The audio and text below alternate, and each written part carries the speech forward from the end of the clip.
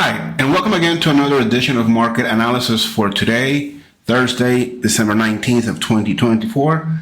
This is a recording by Vantage Markets about an hour before the session opened, and I'm Giovanni Benacore. All right, so, the Fed chair who stole Christmas. It may not have the same ring to it as the Dr. Seuss classic, but Jerome Powell definitely played the Grinch yesterday after his comments derailed hopes of a Santa rally.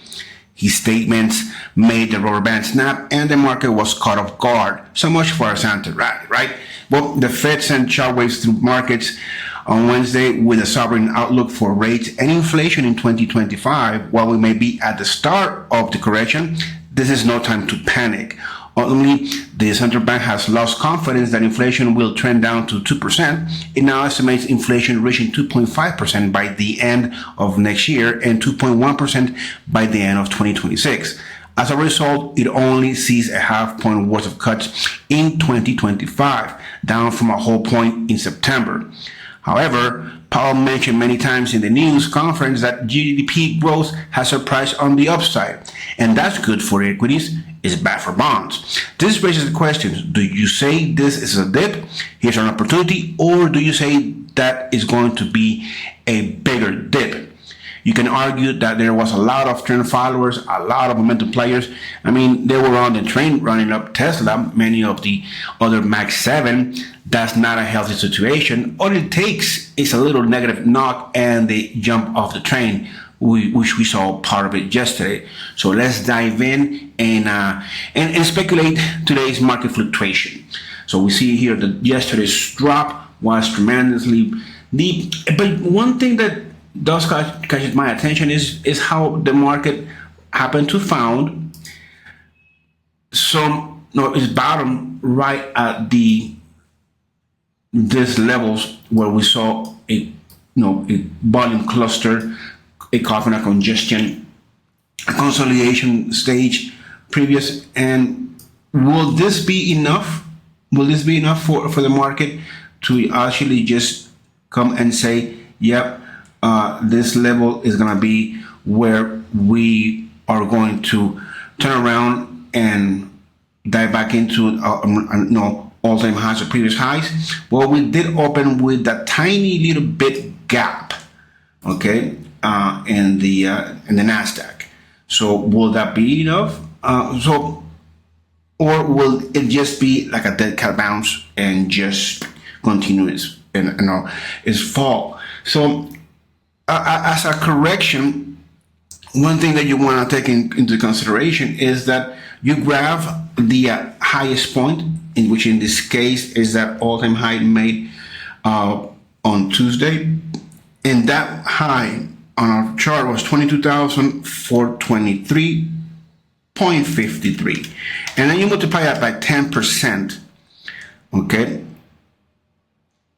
Then 10%, that's 2,242.35 minus, so that should give us 20,181. So 20,181, because we say that a correction is about, so we still have a whole lot more if we're going to be correcting. All right. So somewhere around here, actually right here, is where if the market is going to correct, then it will need to drop from its high 10%. And we will be in a downtrend once we reach 20%. So far, we are still far from that. Could this be a healthy retracement? So we go back to the fundamental reasons, right? Everybody has already reported, basically. Some will report, some big one that could have some effect will report after the bell. But what we have seen so far is that, yes, there was just a bad situation, bad news that came out, and people got jittery and started taking off positions off the table, cashing in. Hey, this is really the last week of trading. Today and tomorrow. Next week is just gonna be really down volume. So, but again, the Fed stated, GDP was surprised to the upside, so that should be good for stocks, bad for bonds. So could we just see a rally into yesterday's half midpoint? So let's select our support levels. I'm going to select the 50-day moving average as my first level of support for the Nasdaq, and 21,200 just because it's a nice psychological number.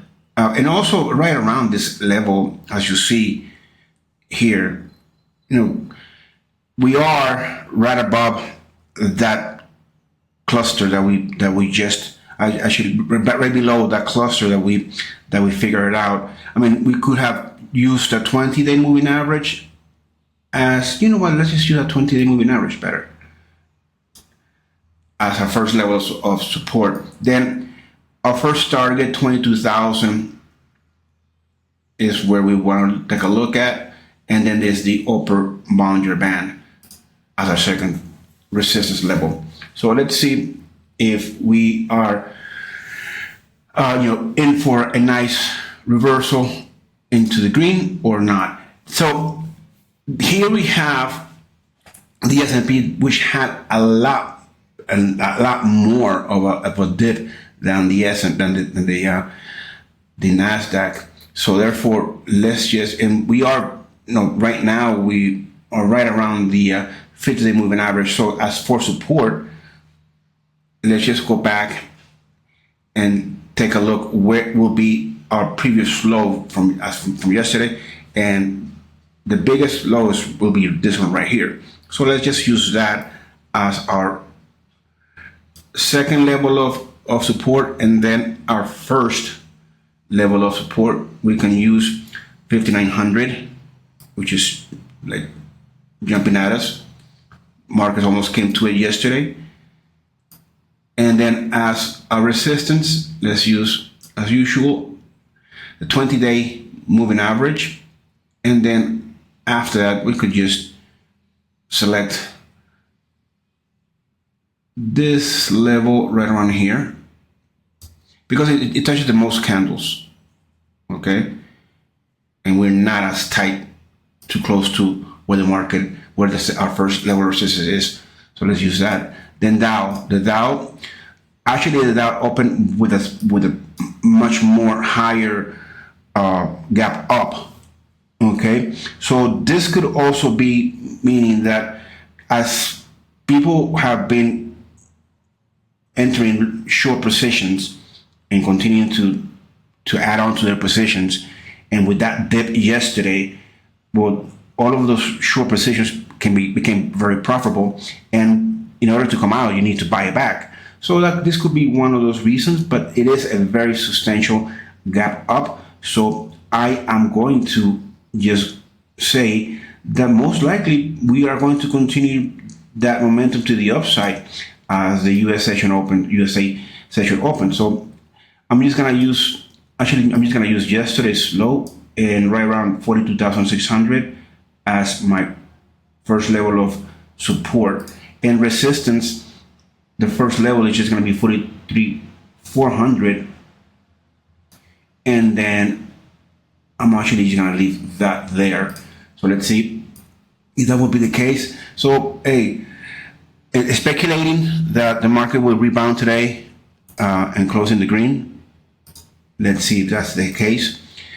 Crude oil, since the levels haven't been broken, we need to remain them, keep using them. So we are above the 50-day moving average. Let's see if 71 will be met yesterday because of the dollar index's appreciation and just spike. It brought the price of crude oil down, but it wasn't in a nice momentum to the upside.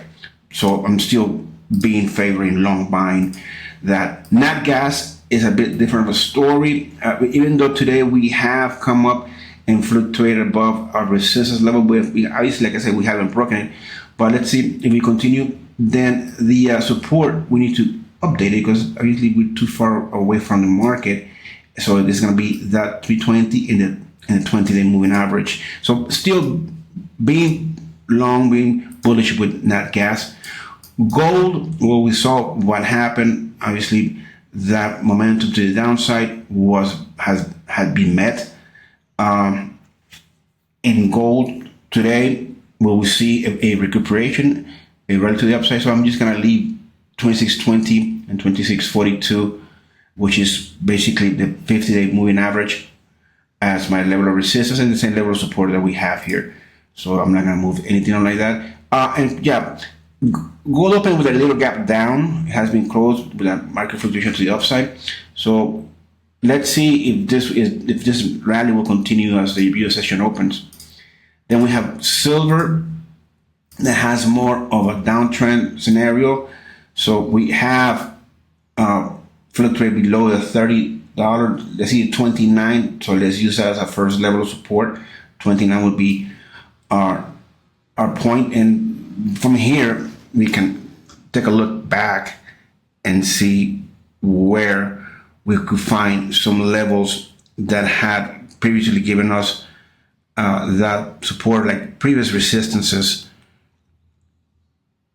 And so therefore, look at this. I'm just gonna lower my support right around here, which it catches most of those candles. So just I don't know, my eye, but so $30 will be our first level of resistance, psychological number, and 30.5, which is basically where we fell off yesterday. Then that's for silver. Let's take a look at copper. CFDs on copper. So on copper, we are looking again, fluctuating to the downside. These levels are going to be key for support. $4 psychological round number in reality. So let's expand our chart and take a deeper look at where we can find some resistance points. So again, the 20-day moving average and the 50-day moving average are going to be those levels for resistance for copper. And yep, let's see if $4 will be enough of support for it, psychological value in it. If it does continue to move, it opened with a tiny gap up. It has been closed. So let's see what happens through the US session. Then Bitcoin. Well, Bitcoin just tanked, obviously, as well yesterday. It did break our first level of support, so we need to change that. And let's just use 98,000 as our second. Let's just leave this level right here around the, it did fluctuate below it, so chances for it to come back down again are there. So in Bitcoin, since Bitcoin just moves in such wild swings, I'm going to use this level instead. Rather, I use this for support, and this second one for the second. I'm using the second one. Then resistance 104, round numbers. I'm looking for round numbers, and then just the upper band. Let's see if that will be enough. So far, being bullish with Bitcoin as well because of the momentum trade. Then the currencies, well, the euro took a big dip. We went to the pool, took a dive. So let's just use 103 and then right below, and use just as low as a possible level of support, 104.5 for resistance, and the second one, the 20-day moving average. Okay, so let's see if it will recover and just close and sustain itself around above 104. The pound also got pounded yesterday, so it broke all of our support levels. So let's use 125 as that psychological number, and then let's just use the lower Bollinger Band as the second one. As far as resistance, the 20-day moving average is looking very strong right here, and then let's use this previous high as our second level of resistance. And the dollar index with a big old spike, reaching a 2-year high, 108. So let's just use, it did open with a little gap down, so, but again, 107, big wide range for it.